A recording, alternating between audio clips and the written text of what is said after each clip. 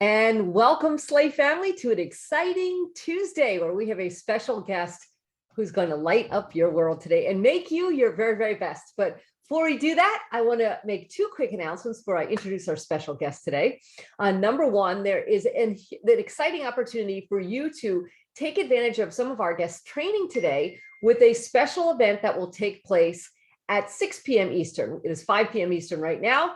So we'll be putting all of that below the interview. And if you're excited by all this and you want to be able to have great timing and access this, she's doing a special event actually for a nonprofit that was featured in SLAE before, which is We Connect. So we're kind of bringing the best of two worlds together. Second thing is, I know some of you are dying to know who our 1,000-member winners were from last week's contest. And when this fantastic interview is over, I will be announcing our winners, which I'm excited to do. But let's jump into our guest today. We are very thrilled today that we have Rachel Druckenmiller here, and she is the founder of Unmuted, a fantastic organization. And her whole mission in life is to help people come alive. And she works with leaders, she works with organizations to make them more resilient and really empower them in so many different ways. There's multiple platforms she does all this on and is a great trainer and a great inspiration. So let's begin with you, Rachel. If you would take a minute and we could just hear a little bit about how you got into what you're doing. You have created a really exciting career. What's your background and how did all that happen, please? Yeah, so I mean, part of it is when you're raised by two entrepreneurs, you sort of have this belief from the time you're really young that's unusual, which is that I should be able to make up what I do and find people to pay me for it, and I shouldn't hate my job. like, like I had a very unconventional upbringing in that way because most people don't have that experience, And like my dad worked out of the converted fourth bedroom of the house I grew up in, where my parents still live.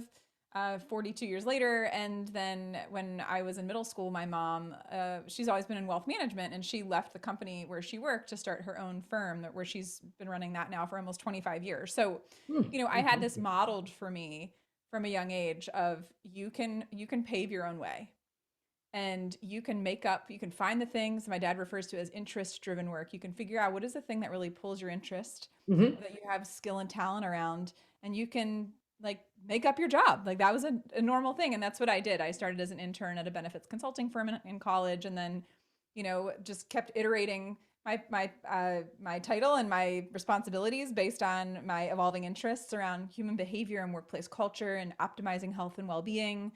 And, I went from being the wellness coordinator to being the national director of well-being for the company where I worked. And then 2.5 years ago, I said, you know what? The thing I like more than anything is speaking and training.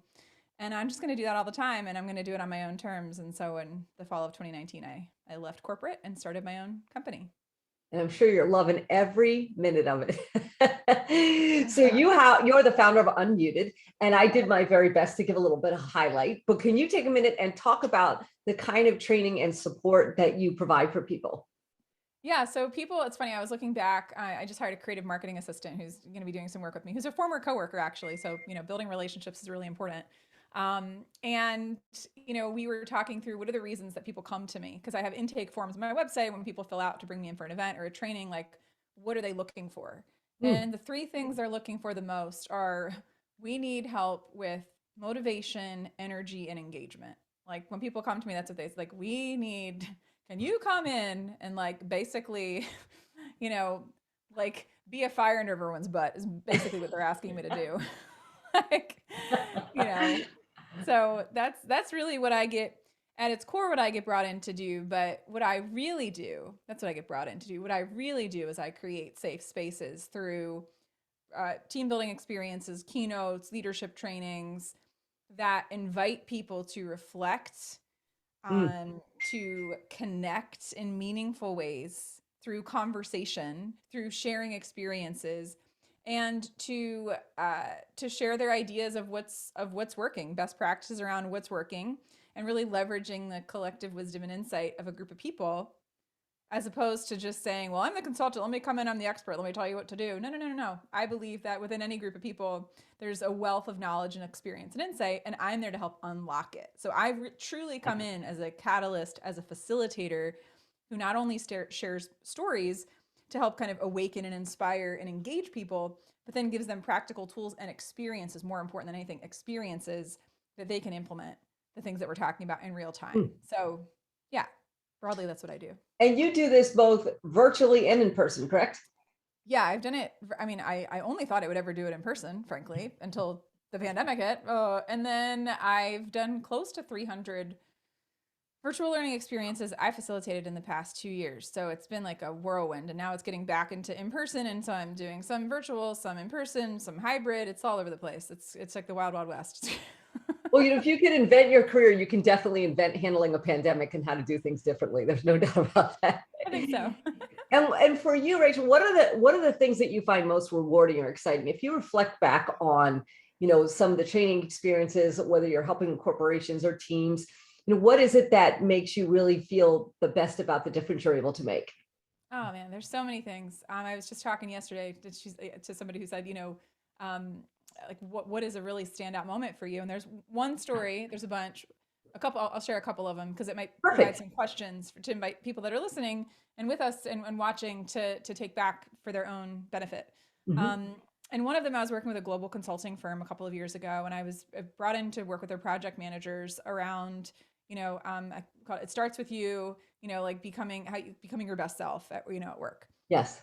And, starting with filling up your tank first, more or less. And this was coming on the heels of me going through my own journey with burnout in 2017, which is how I met Melanie Hagan, which is how I got connected to you, which is who runs We Connect, so just really cool how these things all happen.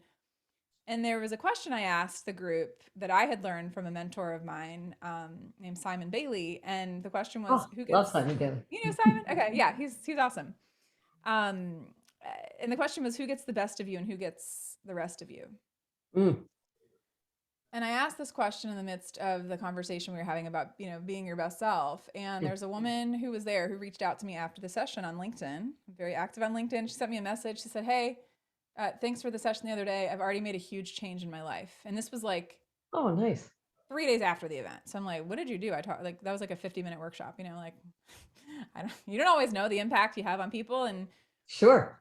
And she shared with me, she said, I've been in this job and I'm a single mom, and it required me to split my time between the Mid-Atlantic and Louisiana. And it has been a lot, for me to do that. And when you asked that question, it really made me pause and think. And I came home and I talked to my partner about it, and we both,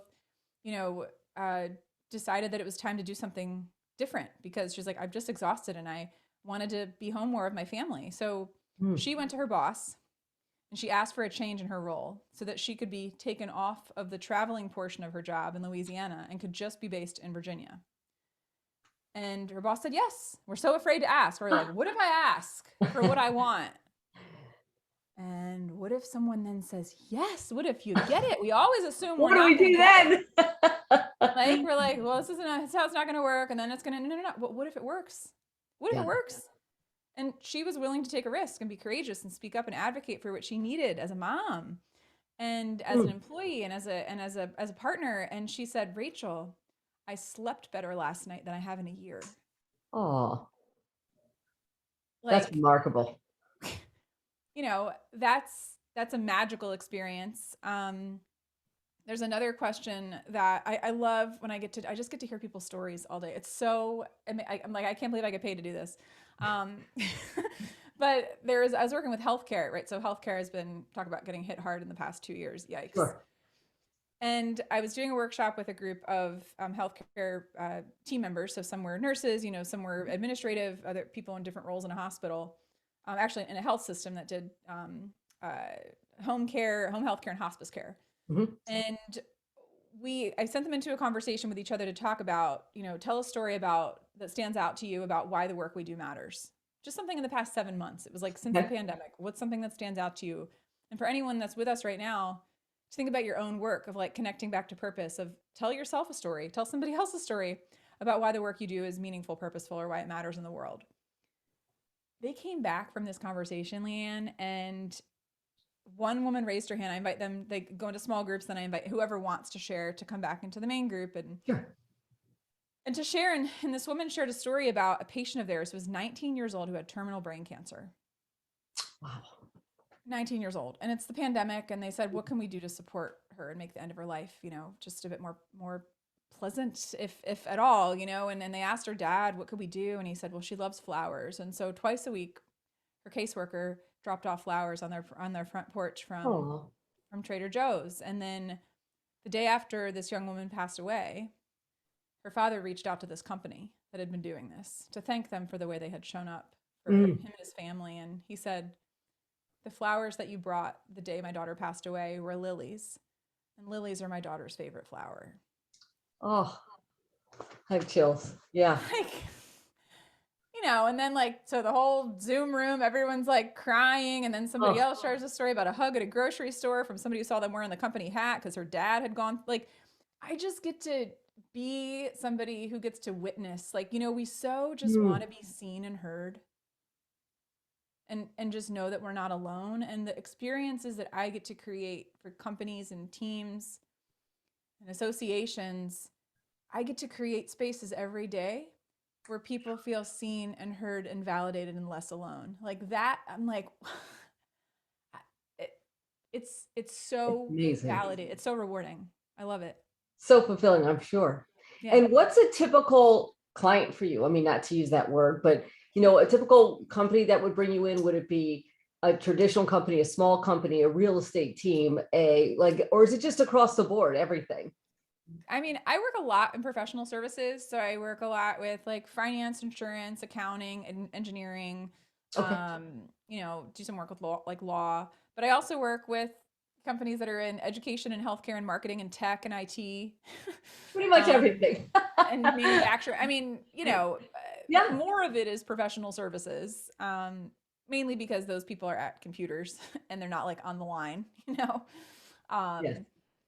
And so for me, it's often, working with the one client I have, they have close to 1,000 employees. And, we took a group of 150 of their leaders through 3 different cohorts of 50-person, trainings through a leadership training series. And so, that same company, they're struggling with, so many people are, how do we foster connection and communication in the midst of a hybrid environment? We've never done this. How the heck do we do this? Yeah. So instead of telling HR, figure it out, or me coming in as a consultant saying let me tell you the 10 steps, I get their people together, 50 of their people together virtually. And there's so many virtual collaboration tools you can use. And then I get them talking to each other. Hey, what are we already doing that's working? Talk to each other, share, document. Hey, wouldn't it be cool if we? And then imagine for the future, give them a chance to come together and talk about, hey, what would we like to see? How might we be creative and resourceful in how we foster connection and communication?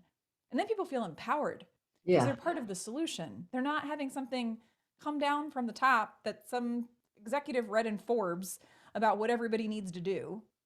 It was they were part of the creation process and part of the planning process. So guess what? They care about the outcome and they're more invested in supporting whatever comes out of it because they were part of making it happen. Yeah, they're vested and they got to believe in it too, as opposed to feeling like somebody's reading them a rule book or, some suggested training. If they're part of it, I can't imagine it wouldn't change the experience. Yeah. And they're craving connection. People are starved for meaningful connection right now. I mean, I've had people find out, and a team I was working with, that one of their coworkers on that team has been battling leukemia for a year and nobody knew it. Oh my goodness. Yeah. Because they get into small group conversations with each other and I get them to talk through things that matter and they share and they finally have space to be human and not just talk about what the 15 things are on their to-do list. Sure. And then, no surprise, you get to know people better as humans. You get to respect each other more and trust each other more as a human. And then when you have to work together, it's easier. Big shocker there. So that's the benefit. That's the kind of down the line benefit, is that when people are more connected and they build trust and compassion and care and connection with each other, then work becomes easier, which for most companies, when they're bringing in someone like me, that's their ultimate goal. I know what their down the line goal is. You also get the benefit of people that are just more pleasant to work with. Sure, absolutely. Now, there's 2 things I want to cover in terms of people having the opportunity to, learn and benefit from what you're providing here. Obviously, there is, if somebody is watching this and they are part of a company, they can go ahead and communicate with you and try and bring you into the company. But we have a a short-term thing that's very exciting that's about to happen in 45 minutes. And then we have a long-term way that people can learn from you and follow you. So Yeah. let's start with the short-term one. Can you take a second? It is about 5:15 Eastern right now, Yeah. and it's 6 o'clock. You're doing a special event.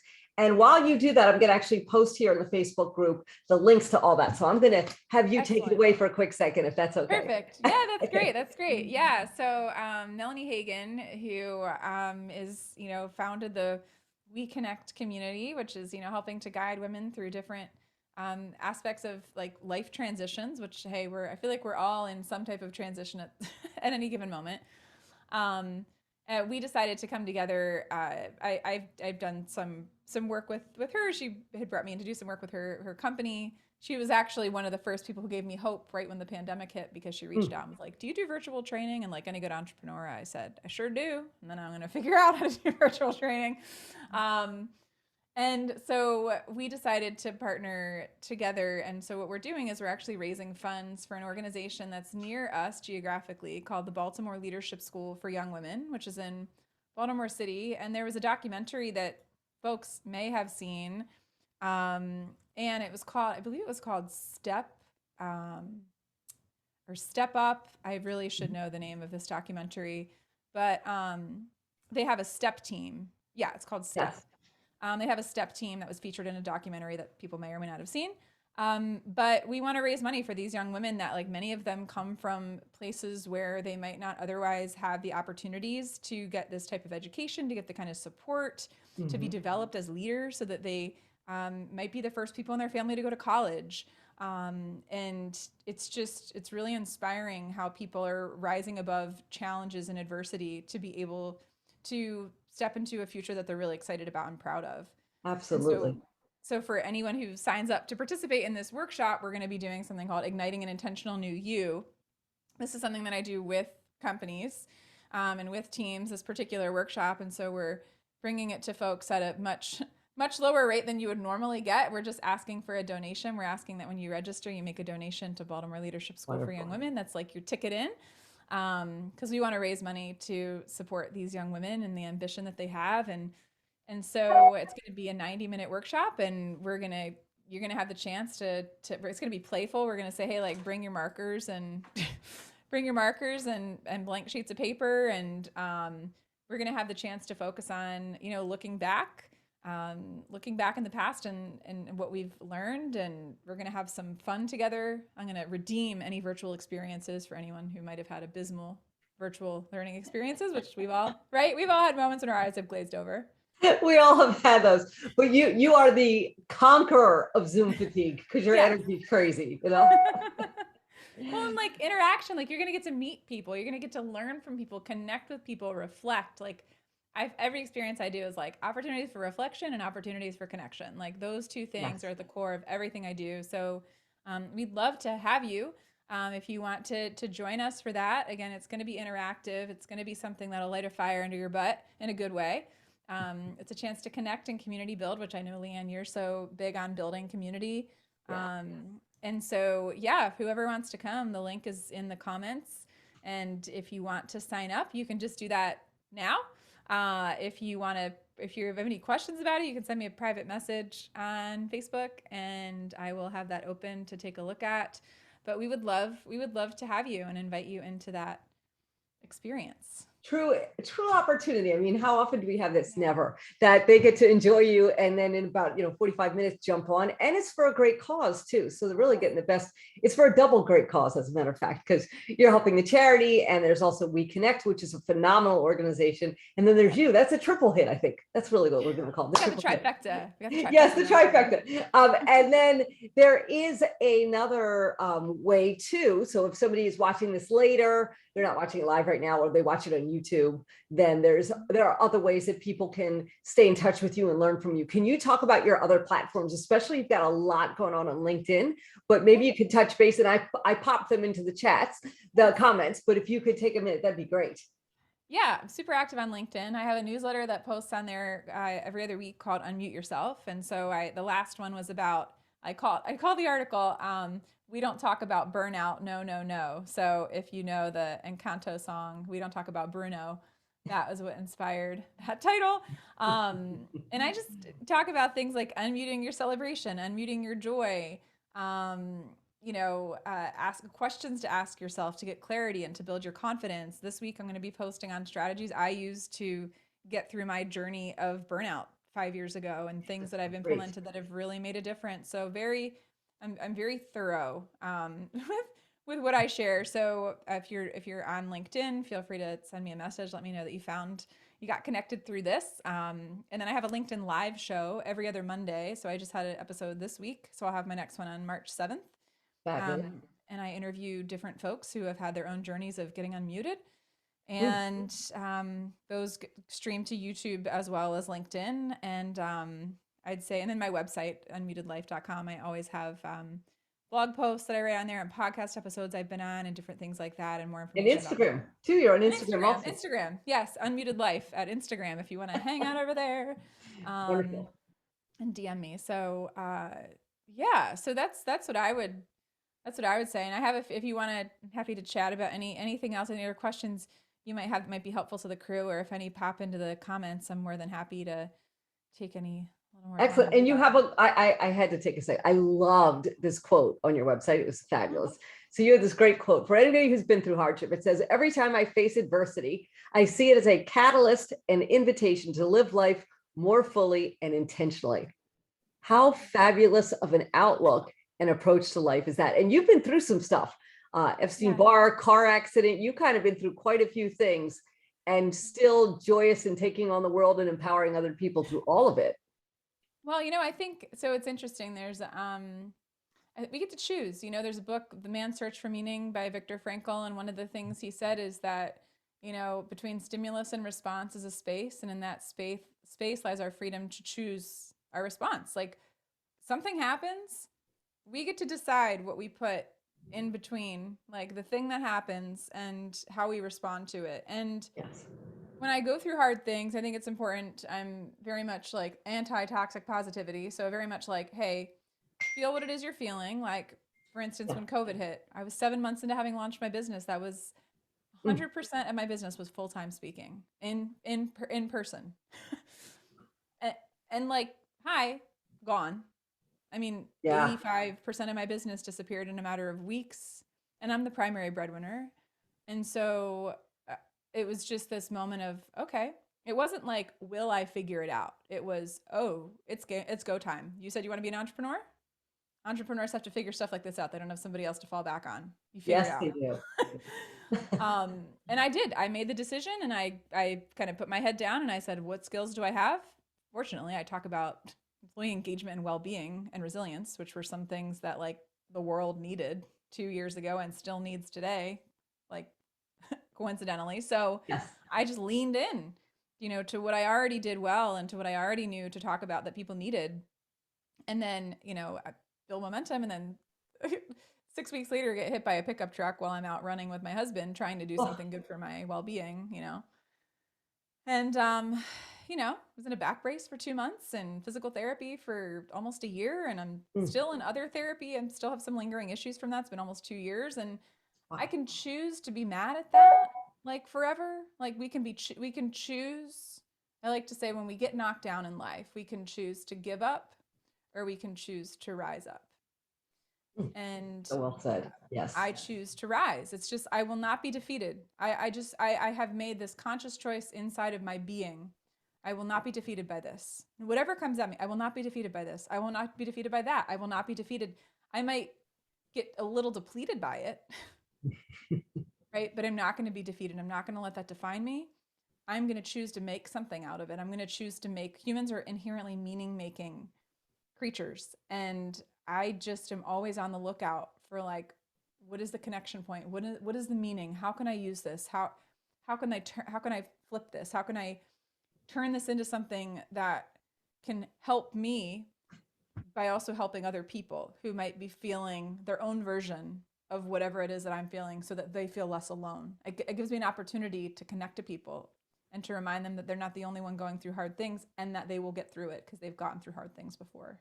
Well, Rachel, not only is that a profoundly brilliant and powerful way of taking on life, but that you're training other people to do that, you're not only getting through everything and not letting it defeat you, but you're bringing everybody with you. And that is truly a gift. Like what you do is a gift. And I think particularly in the last 2 years, there has been so much uncertainty and stress and so much negativity through the pandemic. And it's not just because of all the things that people may have been impacted with health or a family member's health, but people struggling with jobs being dissolved and kids not going to school. And there's just so much, so much. So to hear you go through what you've been through and just take it all on and go, okay, well, that's what it is. And here I go. And here's how I look at it. The questions that you're asking, there's a fantastic book by John C. Maxwell about great leaders asking questions. And I'm listening to you and I feel like it's that book. He's a best-selling author. So that's a good person to be connected to. Thank you. That's an honor.